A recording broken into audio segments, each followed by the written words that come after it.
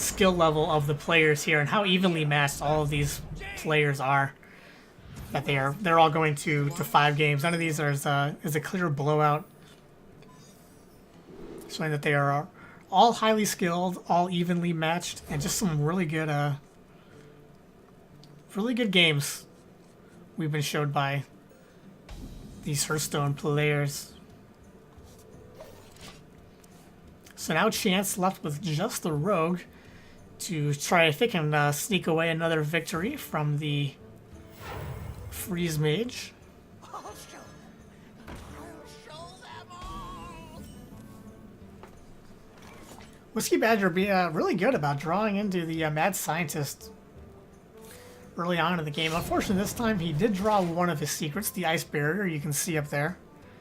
But he's got Ice Blocks in his deck, so the Mad Scientist would still get some value pulling that out of the deck if it's able to die before he draws into one of those. Looks like Chance is debating on killing it now with the Backstab. There's the argument for killing it now, or for killing it later, as we talked about earlier, trying to get your opponent to draw into those secrets, but definitely killing it now is more defensive and prevents 2 damage from coming at your face every turn, so clearing that off seems like the correct play here. Able to establish board presence again with the SI. And now without much else to do, Whiskey Badger is going to throw down the barrier. He did draw on the other block, but one was pulled out from the Mad Scientist already, so can't play 2 blocks, can't have 2 active at the same time. Chance was forced to pop the barrier there. He's got to pop him eventually and kill him off.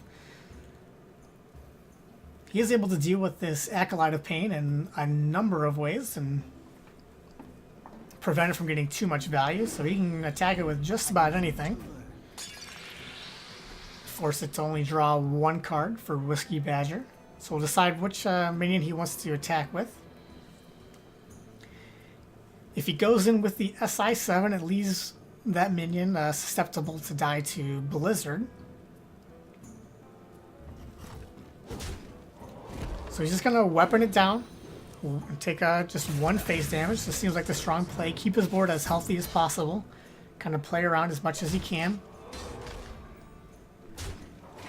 He set up the weapon with the Eviscerate. Will allow him to deal with a Frost Nova Doomsayer.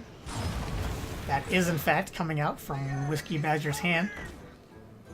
So that looks like what Chance was setting up last turn by using the Deadly Poison. He definitely did not have to use the Deadly Poison to clear off that Acolyte of Pain, but I think he did so, setting up for this exact play. He's going to use the Blood Mage to set up his combo for the Eviscerate, I'm ready to learn. so that he can get the 5 damage now thanks to the spell power, but 4 damage would have been enough with the combo piece. Cleans up his weapons. He's going to have to re-equip a new weapon. Kind of fizzling out there though on the bottom. The Prep Deadly Poison doesn't seem too appealing here going forward. So he's going to have to hope that these minions he has can stick around for a little while. Going to use one of the smaller minions, the Blood Mage Stanos. It allows him to draw a card, and he can pick off the remainder of that Mad Scientist in several different ways. Debating on the Phantom Knives. Could make sense. Draws a card. Your opponent's, being a Freeze Mage, is probably not going to flood the board too much, so when you can get value out of the Phantom Knives, you probably just take it. He's able to follow it up with the Shredder, which is pretty strong. Doesn't have to play around Mirror Entity or anything like that in this matchup. So able to keep a pretty good board. It's fairly resistant to AoE. 3 minions survive the Blizzard. Whereas if your opponent does have Flame Strike here on turn 7, you'd be left with the Violet Teacher and the minion that comes out of the Shredder. So wouldn't be terrible, especially since most of your board is a lot of value from the Violet Teacher. So you're not even too upset about using a board clear here to finish those off. He is at risk now, though, of having his board full. So if Whiskey Badger has another Frost Nova that he can stall out the board without killing anything, may prevent himself from playing stuff on the next turn. That Ice Bear is going to prevent him from being popped this turn.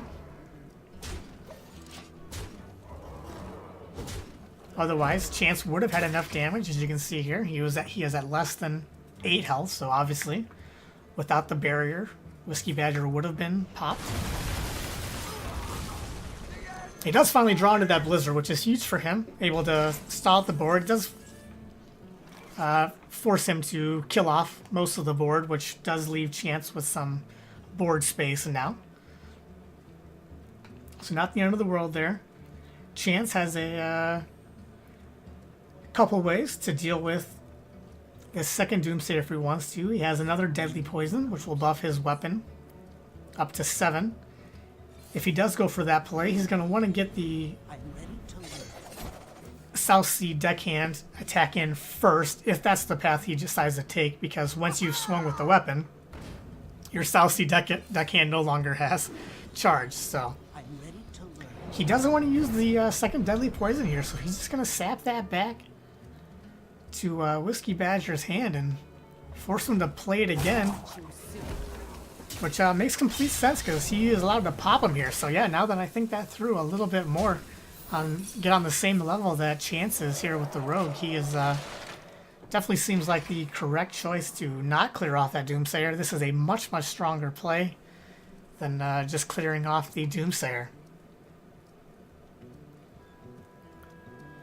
So well navigated by him. It's going to force Whiskey Badger to have some answers. He is able to get the Emperor Thorzen down and the Ice Block here on turn 9, which will discount the rest of his hand.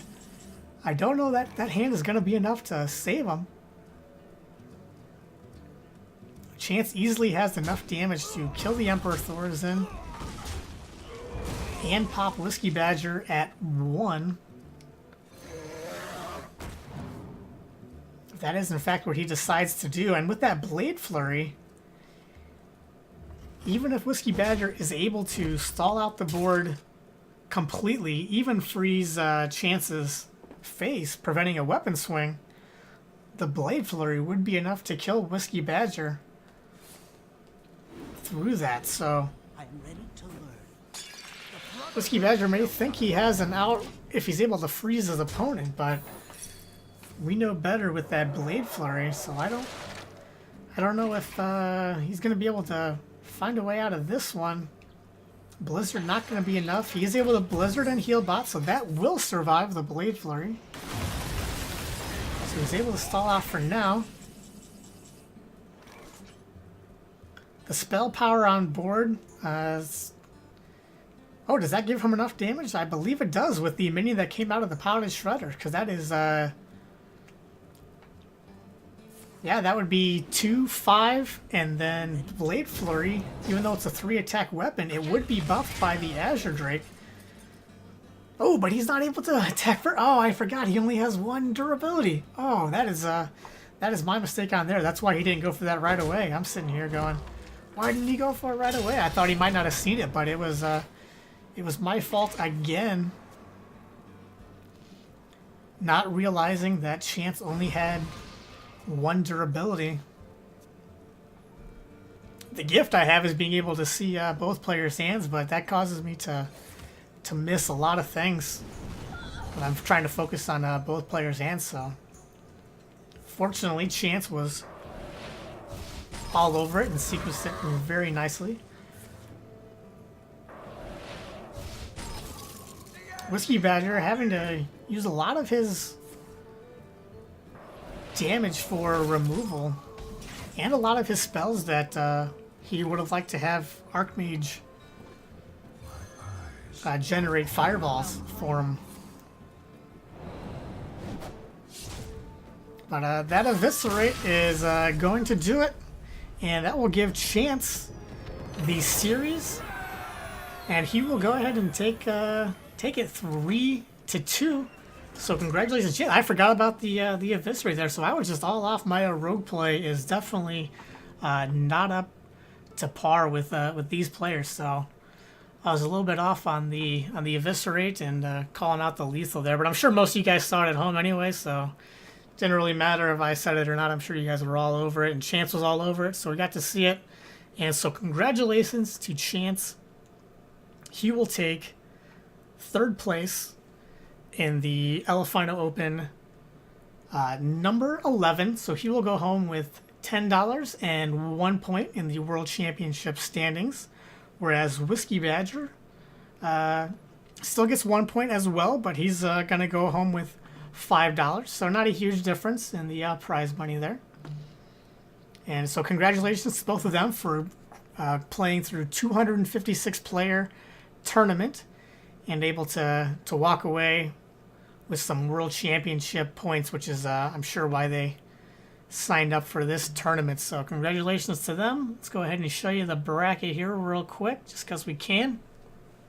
So you'll see Chance won the third place match. So that means that coming up here very shortly, we will have the championship match between Ellen Page and Debra. So the moment you've all been waiting for, the championship, will be coming up here very, very soon. You don't want to miss that. So stick around. We will be right back.